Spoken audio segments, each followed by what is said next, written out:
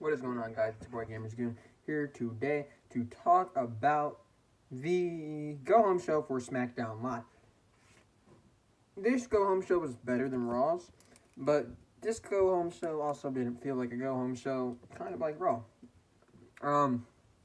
As we did with Raw, we're going to talk about the undercard, then we're going to go on to the main points of the show. First, we have the Usos and Ricochet and Aleister versus Rusev, Nakamura, and The Bar.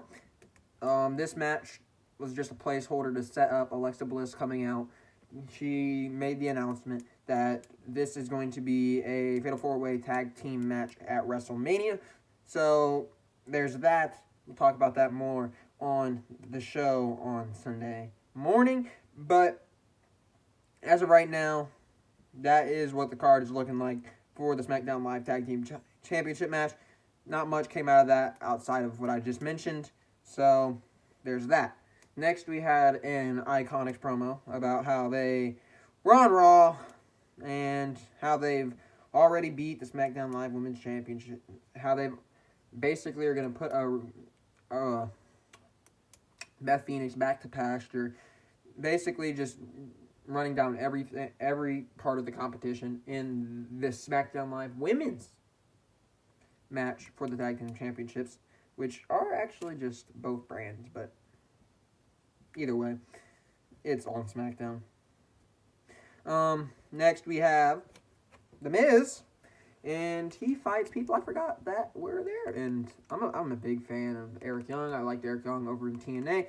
And now that he's in the WWE, I liked what he did in NXT, but I was hoping he'd get a more prominent role on WWE Weekly Television on Monday Night Raw and or SmackDown. And he is on SmackDown, and Sanity ends up jobbing out to The Miz in a 3-on-1 handicap match that was a Falls Count Anywhere, which is supposed to show how the environment's going to be for Mania, because Shane and Miz are going to be in a Falls Count Anywhere match, and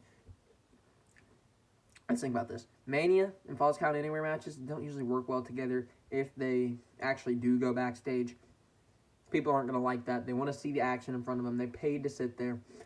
They paid however much to make the trip down to New York. They're going to want to see them live. They're going to want to see the action. I don't imagine this. They might pin them after putting them through a table spot or something like that on the outside, but they're idiots if they bring them. It's fine to fight in the crowd. It is, but don't take them backstage. We got our backstage stuff here with Sanity. We don't need it again on Sunday. Next we have, after that, we see Eric Young laid out, and we see the police car pull up. Becky Lynch is coming back into the building, and she basically cuts a promo doing what she does, downgrading both Charlotte and Ronda, heading into WrestleMania 35's main event.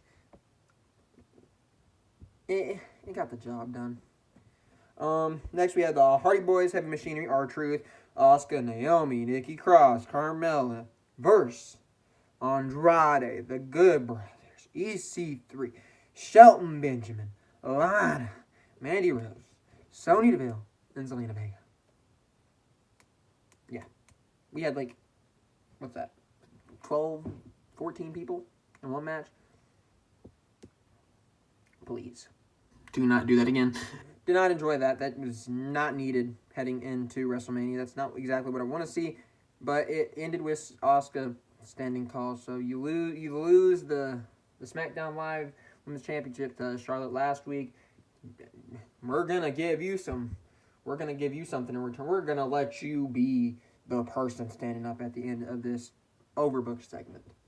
There's not much else to say about that. I mean, it is what it is. It was actually an 18-person tag match. 18. Next we have Samoa Joe versus Ali. His name is Mustafa Ali, but they changed it to Ali. It's Mustafa Ali, Vince. Don't take away names. I'm gonna call him Mustafa Ali. Okay? Basically, he tried to go for a 0-5-4 and didn't work. Joe ended up getting in the Coquina Clutch, and Joe ended up winning. I was thinking maybe Mustafa or Andrade is going to get the call here, since we have a rumored report of Rey Mysterio being injured with what happened on Monday Night Raw against Baron Corbin. I did not know that until midway through SmackDown Live. I was informed that Rey is injured. I was like, whoa, are they just not going to set up Joe for another match? So if Rey does not get clear going into Mania, right now Joe doesn't have a match. Joe's a big question mark on the Mania card. And I'm thinking they might just completely exclude Joe again from WrestleMania. And I don't want that to happen. I wouldn't mind them finding a way to maybe get Andrade and or Mustafa into a match here. But that would require them to be creative. Maybe have Rey Mysterio come out on social media. Rey Mysterio is a luchador. Andrade, similar backgrounds, both from Mexico. And you can have him say, well, one of the best guys I've been in the ring with in SmackDown Live right now is Andrade. So instead of me fighting Samoa Joe on the Mania card, since I am injured, I am relinquishing my opportunity to Andrade. And then Andrade, obviously, if he wins, he can have a match against Rey. Sets that whole storyline up if they want to go that way. And then we're getting into the main show. Randy Orton and AJ Styles. This segment was brilliant. This segment was the thing that basically, I came home, I watched this segment, and I was like, dang, this is good. So we sit down. It's the KO show. Kevin Owens, he introduces both men. He basically doesn't do anything. He just introduces them, lets them go at it. We have AJ Styles talking about how he came from the Indies.